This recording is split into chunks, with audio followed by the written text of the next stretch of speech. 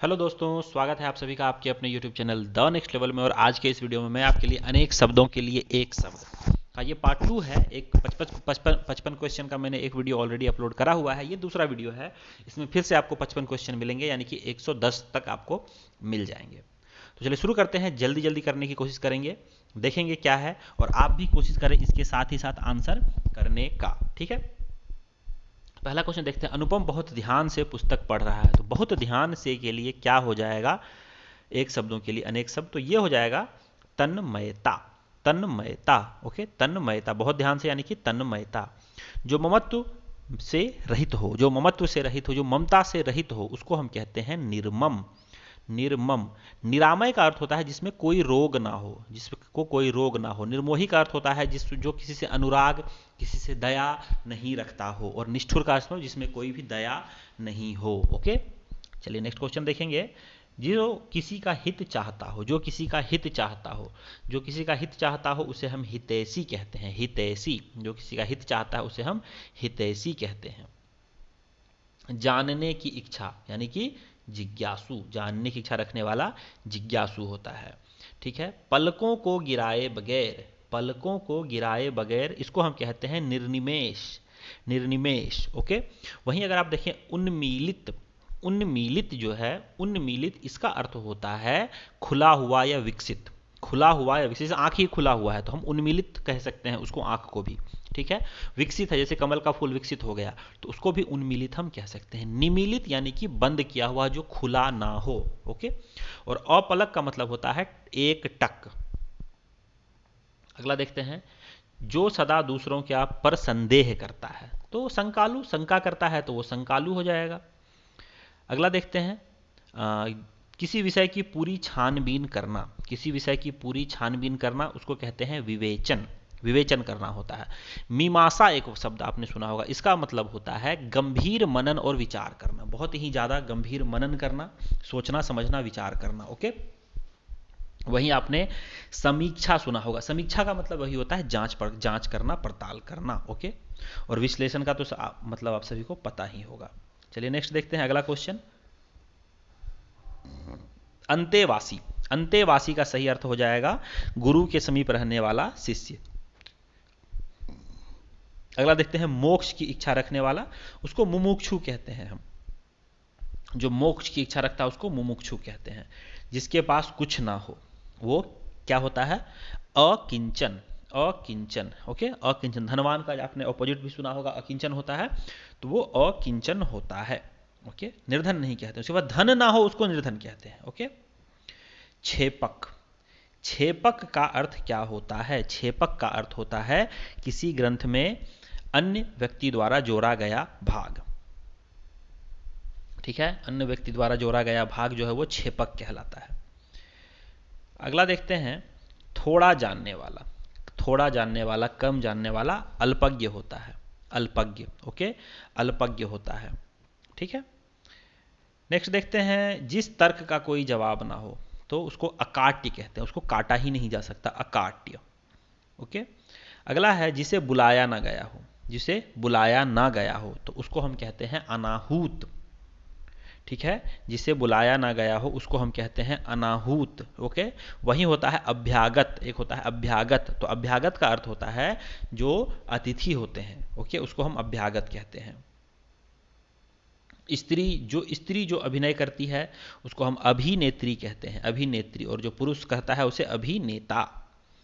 आशा से बहुत अधिक, आशा से बहुत अधिक, तो उस वो होता है आशातीत। आशा से अतीत यानी कि आशा से भी बहुत ज़्यादा किसी को मिल जाए तो वही आशावान, जो आशा रखता है किसी चीज़ पे। फिर अप्रत्याशित यानी कि जिसके बारे में हमने कभी सोचा ही नहीं हो, वो हमारे आशा से, वो क्या होता है? जिसके बारे में नहीं सोचा हो, पहले से अनुमान नहीं किया हो।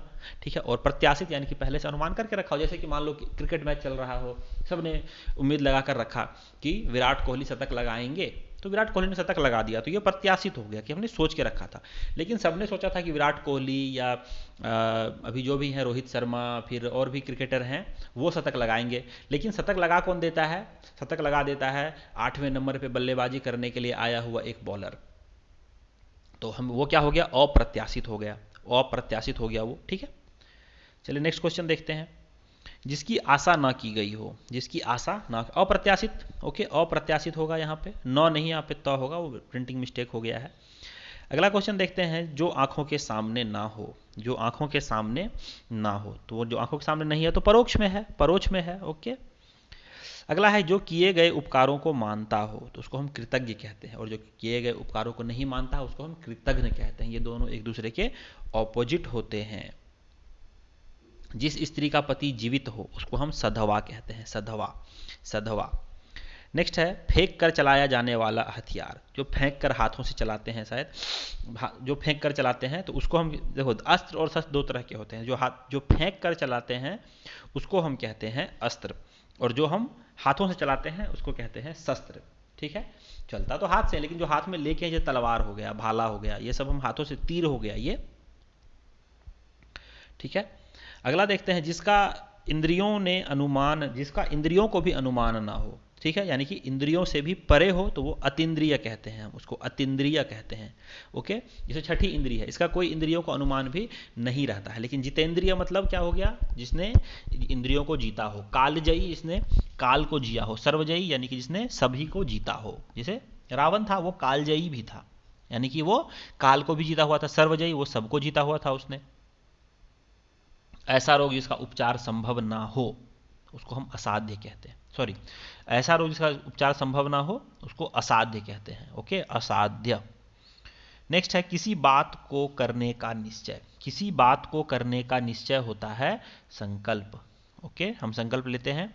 नेक्स्ट, जो कानून के अनुकूल ना हो, जो कानून के अनुकूल ना हो तो उसको हम कहते हैं जघन्य, सॉरी अवैध। जघन्य यानी कि जो बहुत घिनौना अपराध होता है उसको जघन्य कहते हैं हम। वह स्त्री जिसका पति परदेश से आने वाला हो, परदेश से आने वाला हो, उसको हम कहते हैं आगमिष्यत पतिका, आगमिष्यत पतिका। वही जिसका पति परदेश से आ चुका हो उसको कहते हैं आगत पतिका। ओके, उसको हम आगत पतिका कहते हैं। जिसका पति परदेश जाने वाला हो उसको कहते हैं प्रव्रस्त्यस्य पतिका, और जिसका पति परदेश जा चुका हो उसको कहते हैं प्रेषित पतिका। प्रेषित यानी कि भेज दिया है, जिसने भेज दिया हो। ओके, भेज दिया हो यानी कि उसका पति चला गया हो। आगत यानी कि आ गया हो, यानी कि जिसका पति आ गया हो। और ये जाने वाला हो, ये आने वाला। ठीक है, ये जाने वाला, ये आने वाला, ये कंप्लीटली आ गया, ये कंप्लीटली चला गया। ओके, ध्यान रखेंगे। अगला है, जो पूजा के योग्य हो, पूज्य। जो पूजा के योग्य हो उसको हम पूज्य कहते हैं। जैसे हम कहते हैं हमारे पूज्य पिताजी।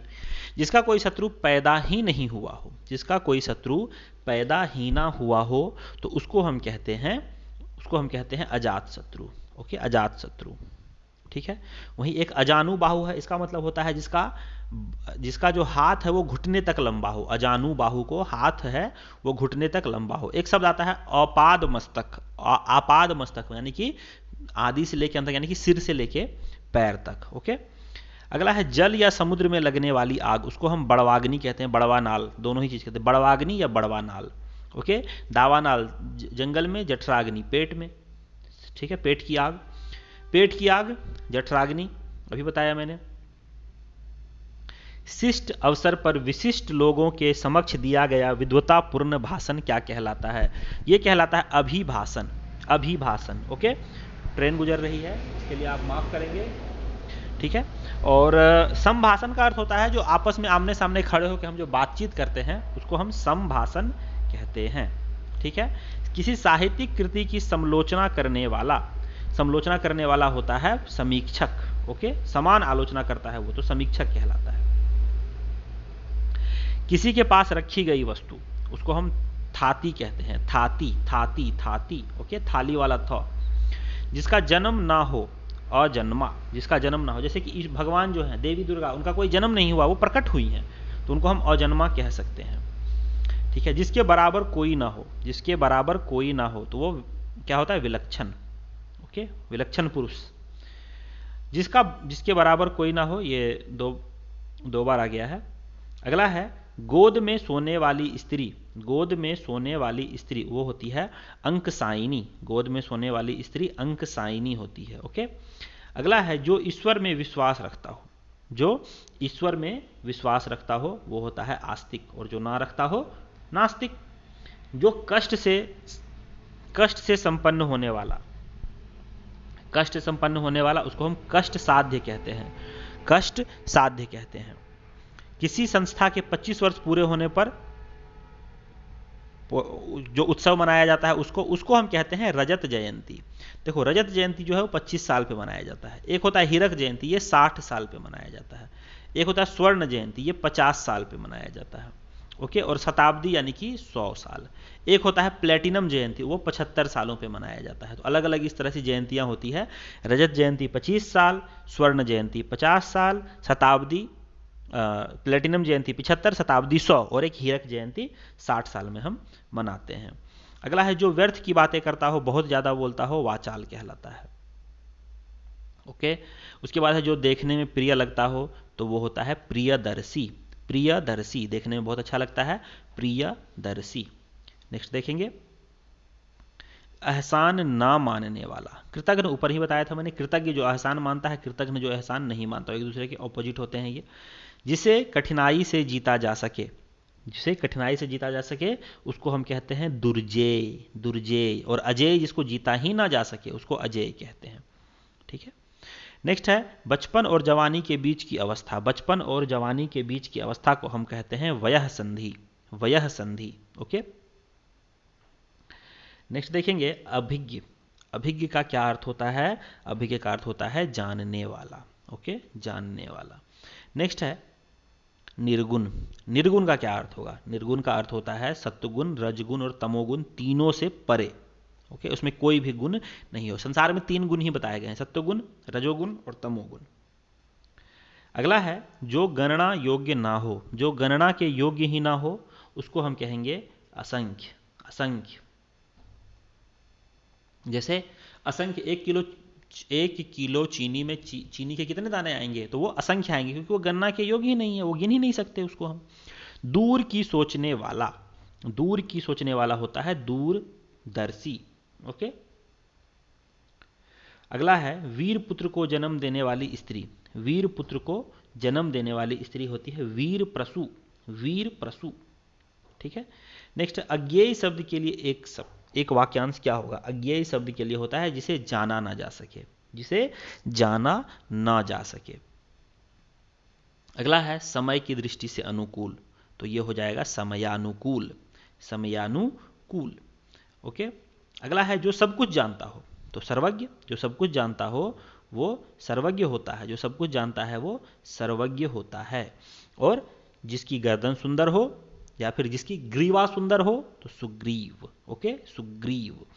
और लौकिक यानी कि जो इस लोक की बात ही ना हो। ओके, तो यहाँ पर हमने 55 क्वेश्चन करे हैं, अनेक शब्दों के लिए एक शब्द। आई होप आपको ये वीडियो अच्छा लगा। अगर वीडियो अच्छा लगा तो वीडियो को लाइक और इसे एक बार शेयर भी अगर आप दोस्तों के साथ कर दें तो बहुत बहुत बहुत आपकी मेहरबानी होगी। मिलता हूँ आपसे नेक्स्ट वीडियो में ऐसे ही किसी बहुत ही अच्छे कंटेंट के साथ। तब तक ले लेता हूँ आपसे विदा। जय हिंद, जय भारत, वंदे मातरम।